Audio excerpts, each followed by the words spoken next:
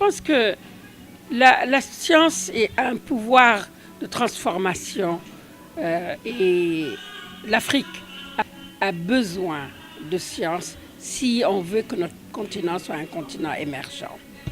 Je pense qu'on ne peut pas ignorer 50% de notre population. Quand on regarde les populations africaines, 50% des populations africaines sont représentées par des femmes. Et il faut absolument qu'on puisse les impliquer dans les sciences pour pouvoir prétendre à l'émergence de notre continent. Mais parce que je pense que c'est important, personne ne développera notre pays à notre place. Personne.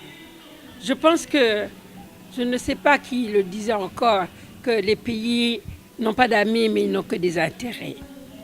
Aujourd'hui, si nous avons une très belle croissance, tirée peut-être par des infrastructures, tirée par des investissements qui sont des investissements directs étrangers, et que toute la plus-value est rapatriée vers d'autres pays.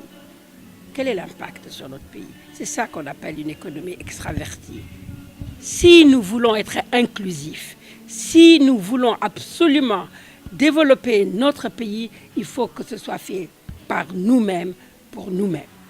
Et c'était ça un peu l'appel. Il faut que les jeunes comprennent que personne ne pourra développer notre pays à notre place. Moi, je ne fais pas la différence entre les filles et les garçons. Hein? Je pense qu'on a besoin de toutes les forces vives. Nous encourageons tout le monde à embrasser une carrière scientifique. Tout à l'heure, j'ai illustré en donnant des exemples concrets de comment on peut régler un certain nombre de problèmes en utilisant le pouvoir de la science. Et c'est un appel qui s'adresse aussi bien aux garçons qu'aux jeunes filles. Elles ont plus de contraintes et il faut les encourager. Mais je pense que c'est un appel qui doit être lancé à tout le monde. Quand on regarde physiologiquement, une fille et un garçon, il n'y a pas de différence physiologiquement. Ce qui est différent, c'est le mode de vie. C'est peut-être les contraintes.